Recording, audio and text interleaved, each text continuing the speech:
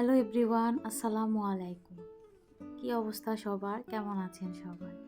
আশা করি যে যেখান থেকে আমার ভিডিওটি দেখছেন অথবা শুনছেন সবাই মহান আল্লাহর রহমতে ভালো আছেন, সুস্থ আছেন, নিরাপদে আছেন।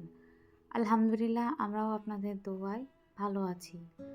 নতুন দিনে নতুন আরও একটি ব্লগ ভিডিও নিয়ে আবারও আপনাদের মাঝে হাজির হলাম। সবাইকে ওয়েলকাম করছি আমার চ্যানেলে। ভিডিওর শুরুতে আপনাদের সবার কাছে একটা অনুরোধ রইল, ভিডিওটি ভালো লেগে থাকলে প্লিজ একটা লাইক দিয়ে ফুল ভিডিওটি কন্টিনিউ করবেন। ভিডিওটি কেউ প্লিজ টেনে টেনে অথবা স্কিপ করে দেখবেন না।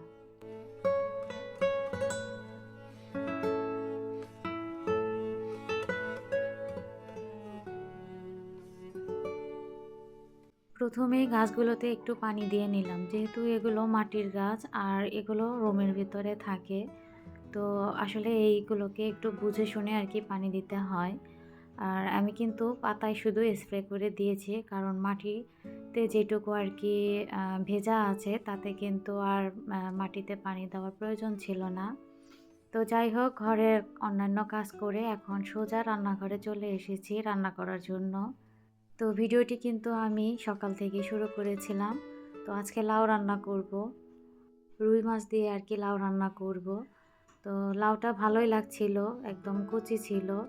তো আমি লাউটাকে ফার্স্টেই ধুয়ে নিয়েছিলাম, পরে মনে হলো যে লাউ থেকে যে আর কি কষটা বের হচ্ছে আঠা আঠা, তো ওই জন্য আমি একটু আবার পানি দিয়ে ধুয়ে নিলাম।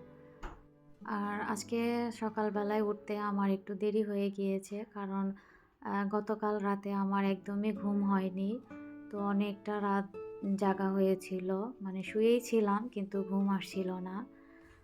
তো যাই হোক, সকালে উঠে রান্নাটা আগে শেষ করে নিচ্ছি, যেহেতু হাজব্যান্ড দুপুরের খাবারটা নিয়ে যায়, এই জন্য কিন্তু আমি বেশিরভাগ দেখা যায় সকালে রান্নাটা করে ফেলি।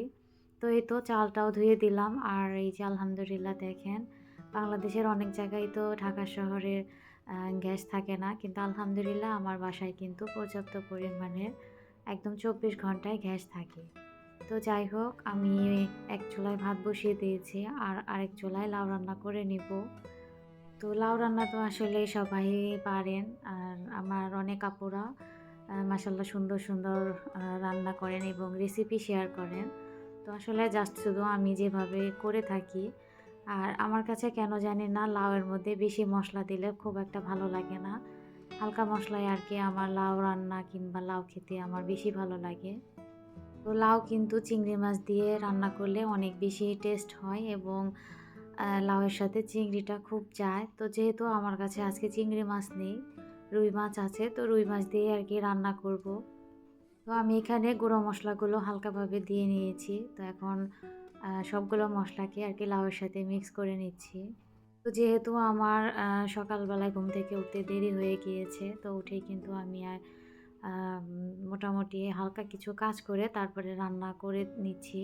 তো চুলাটা আজকে রান্না করার আগে মুছে নিতে পারিনি। তো সেজন্য আর কি চিন্তা করেছি যে রান্না শেষ হয়ে গেলে একদম চুলা ভালো করে মুছে ফেলবো। তো আমার কিন্তু লাউ রান্না হয়ে গিয়েছে, আর এই যে আমি এখন কিছু ধনিয়া পাতা দিয়ে নিচ্ছি। তো এই শীতের সিজনে ধনিয়া পাতাটা মনে হয় আমার খুব কমই খাওয়া হলো। তো যাই হোক, এই তো ধনিয়া পাতা দিয়ে এখন এটাকে আর কি মিক্স করে তারপরে নামিয়ে ফেলবো।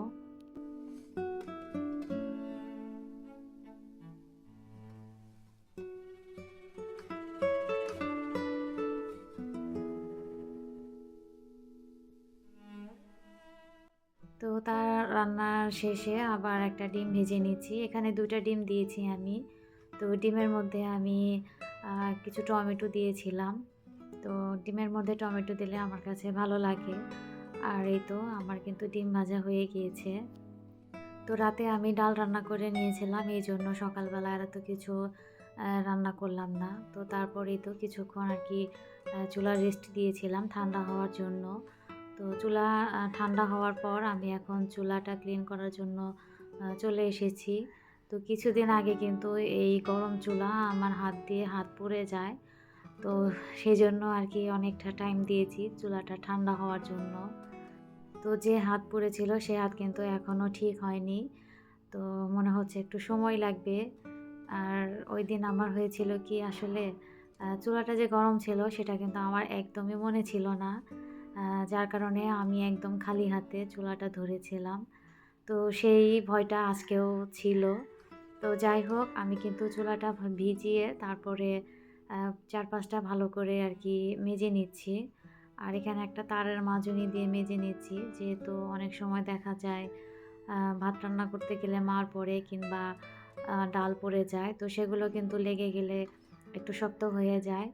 তো সেই কারণে একটু তারের মাজনি দিয়ে ভালো করে মেজে নিচ্ছি। আর চুলার সাথে, সাথে কিন্তু আমি ৪-৫ টাও ভালো করে মেজে নিয়েছি। দেখা যায় ওয়ালের মধ্যে কিন্তু যখন রান্না করি তখন কিন্তু তেল ছিটে যায়। আর সেই তেল কিন্তু বসে গেলে পরবর্তীতে আবার ওঠাতে অনেক বেশি কষ্ট হয়।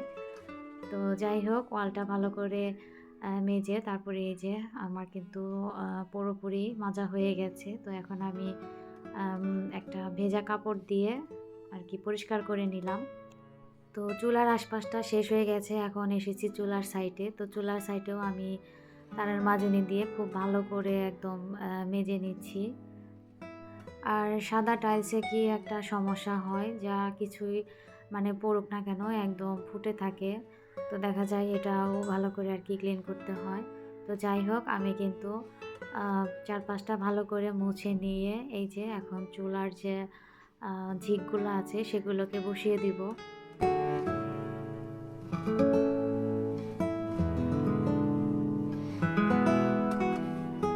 তো এই হচ্ছে আমার একদম ফাইনাল লুক। তো চুলাসহ ৪-৫ টা কিন্তু খুব ভালো করে একদম মুছে পরিষ্কার করে নিয়েছি। তো আমার আপুদের কাছে একটা রিকোয়েস্ট করব, আমার চুলার পাশে যে ফাঁকা জায়গাটা দেখতে পাচ্ছেন, তো এই জায়গাটাতে মানে কিভাবে ডেকোরেশন করলে সুন্দর লাগবে আপনারা আমাকে প্লিজ কমেন্টের মাধ্যমে জানাবেন। তো যাই হোক চুলা পরিষ্কার করার পরে কিন্তু দেখতে অনেকটা সুন্দর লাগছে। তো অনেক কাজ করে ফেলেছি আর প্রচণ্ড পরিমাণে খিদে পেয়ে গেছে। তো সকালবেলায় শুধু ১ গ্লাস পানি খেয়ে আরকি কাজ শুরু করেছিলাম। তো এখন আর খিদে মানে এতটাই বেড়ে গেছে যে অন্য কিছুই আর খেতে ইচ্ছা করছে না। তো সরাসরি আমি আরকি ভাত খেয়ে নিচ্ছি। আর যেহেতু লাউ রান্না করেছি তার সাথে ডিম ভাজি। তো আমি অল্প পরিমাণে একটু ডিম ভাজা নিয়েছি আর তার সাথে একটু ভর্তা নিয়েছিলাম। আর লাউ তো আছে। তো আজকের লাউ রান্না কিন্তু মাশাআল্লাহ অনেক মজা হয়েছিল। তো হাসব্যান্ডকে খাইয়ে দাইয়ে তো আগেই তাকে বিদায় করে দিয়েছি। তো তারপরে আমি এখন আরকি আ খিদের কারণে খেয়ে নিচ্ছি। তো আজকের ভিডিওটি কেমন লাগলো প্লিজ অবশ্যই আপনারা আমাকে কমেন্টে জানাবেন। আর আপনারা বাকিটুক দেখতে থাকেন আর আমি আপনাদের কাছ থেকে বিদায় নিতে থাকি। তো আজকে বিদায় নিচ্ছি। ফিরে আসবো আগামীতে নতুন কোনো ব্লগ ভিডিও নিয়ে। সে পর্যন্ত আপনারা অনেক বেশি ভালো থাকবেন, সুস্থ থাকবেন, নিরাপদে থাকবেন। আল্লাহ হাফেজ। আসসালামু আলাইকুম।